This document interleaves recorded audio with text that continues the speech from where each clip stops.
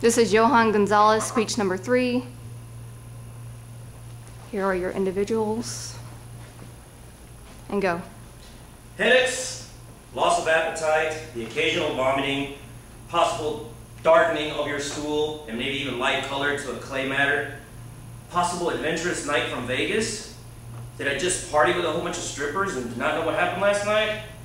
I think not. Chances are that if I have any of these symptoms, I might have the unfortunate problem of having a blood-borne pathogen or come in contact with one. Today, I'll be talking about blood-borne pathogens. As a security forces member for almost 10 years now, my job is not only to arrest people on a daily basis. My job is to go ahead and provide peace, neutralize situations, and be able to medically help out somebody if I need to because I'm a first responder. Now, because I come in contact with people on a daily basis, you don't know what type of people you're coming in contact with. It could be average Joe, perfectly healthy, or it could be some drug and fiend goon who's got all types of contracted diseases. So because of this, today it is important that everybody in this room, because you guys are first responders, pay attention to my blood-borne pathogens brief. Today we will cover what a blood-borne pathogen is. I will go over the definition.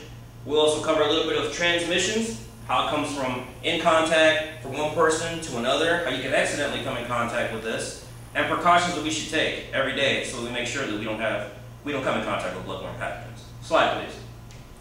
Once again, this is a brief overview of what I'm going to cover. What a blood-borne pathogen is, transmission of the blood-borne pathogen, precautions, and accidental exposures. Slide, please. What is a blood-borne pathogen? To break it down, a blood-borne pathogen is a microorganism in the blood that causes disease. Something microscopic that come in contact with builds up to something that could be a greater problem. Some blood-borne pathogens are common risk to you if you come in direct contact with infectious materials such as human blood and other certain bodily fluids. Pathogens include Hep B, HBV, and HIV. Slide, please. Blood is not the only infectious substance. Other potentially infectious materials or other things that you should worry about other than blood that might transport some kind of blood-borne pathogen would be blood products, plasma, serum, semen, vaginal secretions, meaning spotting inside the actual vagina, cerebrospinal fluid, pleural fluid, synovial fluid, amniotic fluid, saliva in dental settings, which means when you guys are getting surgery, they open up your gums, you're bleeding all over the place. If the dental tech has HPV and has a cut, put some kind of blood in your mouth, or their tools are not sanitized, you could possibly get some kind of blood-borne pathogen. Any body fluid that is visible contaminated with blood, any bodily fluid that it cannot identify is at possible risk. Slide, please.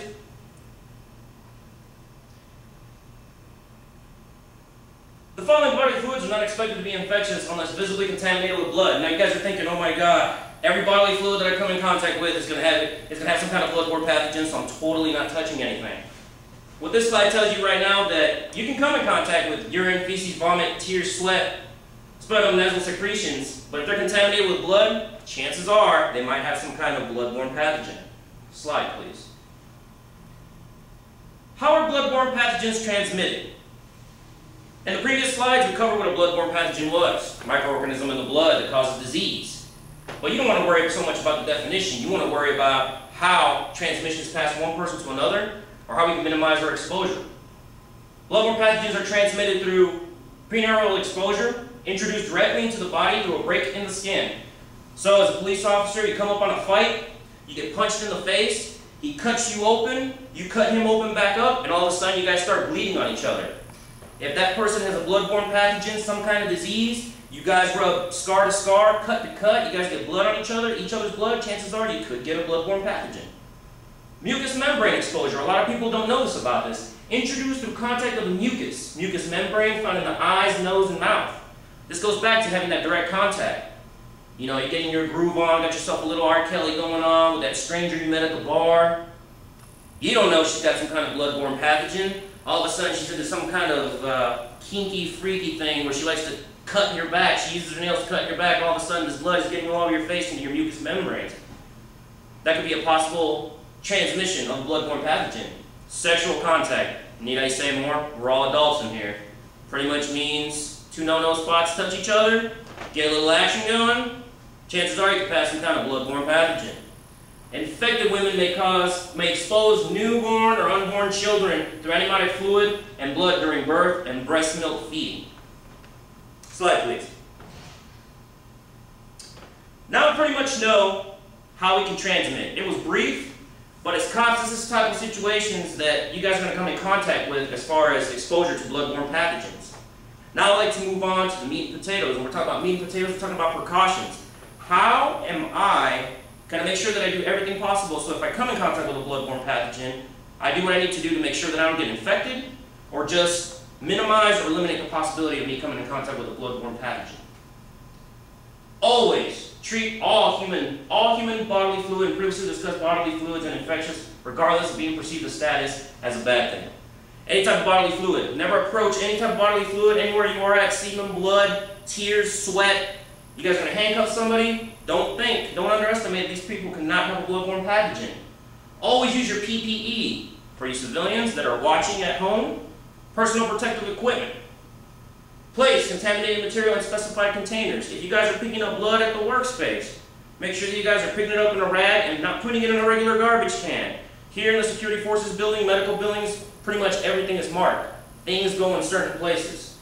Proper hand washing following exposure. I touch blood, you always wash your hand. You don't want to go home after you just fought somebody at work, have blood all over, and eat some meatloaf. It's just not going to be good for your body. It's not healthy. Slide, please. Alright, going back to PPE. Some of the basic personal protective equipment that can help you and prevent the maintenance of exposure to bloodborne pathogens. Gloves, gowns, aprons, eye protection, face shields, masks, and shoe covers that can be found in most of our patrol kits or kits that we carry in our police vehicles. Slide, please. This is your standardized bloodborne pathogen kit that I talked about that's going to be stored in your vehicle. Slide, please. Go ahead and actually click all the way through till we get the names. When you open up your kit, these are going to be some of the contents. Scoop scraper, isolation mask, absorbent powder, apron, biohazard bag, protective eyewear, disinfectant wipe, antiseptic wipes, disposable towel, biohazard bag ties, shoe covers, and exam gloves. Everything that you see before you right now can be used when you guys believe you guys are going to come in contact with a bloodborne pathogen. You guys go to a crime scene, there's blood everywhere, there's something in this kit to help you protect you and make sure that the area around you is going to be taken care of and squared away. Slide, please. So we know what's in the kit, but do you guys know how to use it is the key. Whenever you come in contact with bloodborne pathogens, fluids, any type of bodily fluid, vomit, semen, blood, and you've got this kit, make sure you do it properly. So we'll go over it kind of specifically, kind of fast. You're going to don your PPE. You're going to sprinkle the contents of the absorbent powder over the spill, and it will absorb 80 to 100 times its weight. It's going to turn it solid. After the spill gels up, 1 or 2 minutes, use a scraper and place it in the spilled contents in a biohazard bag. Don't just put it in a regular sandwich bag, whatever you guys have in your lunch pails. Tie bag, keep PPE on. Use disinfectant cloth over the spill area. Place disinfectant cloth and possible disposable PPE items in second red biohazard bag. Of course, clean your hands after you're done cleaning up. With antiseptic towelettes, put into a bag, tie bag. Dispose all in accordance with medical procedures. Slide, please. So, this is what we discussed today. What a bloodborne pathogen was. We talked about the bloodborne pathogen was a microorganism in the blood. You come in contact with something, blood to blood, microorganisms in the body develop into diseases. Such diseases include HBV, HIV, Hep C, Hep B, and so on. We also covered transmission of blood, how it gets into the body, how I can pass it to the person next to me, or even if I'm by myself and I come in contact with blood is on the floor, we cannot eliminate the possibility that there might be some kind of contaminants in there that could be a bloodborne pathogen that could cause disease if I don't use the proper precautions. And of course, precautions. I'm going to go and make sure I always use my PPE. I put on goggles, I put on my mask. I never approach any type of scene that has all types of bodily fluid anywhere like it's any other scene.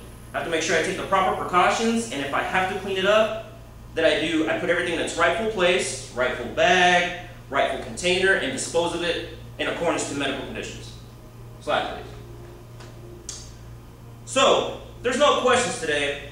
There's something that I want to go ahead and leave you guys with, a little mind figure to go ahead and keep you warm at night. The CDC, or Center of Disease and Control, estimates that more than 100 million people are living with HIV in the US and don't know about it.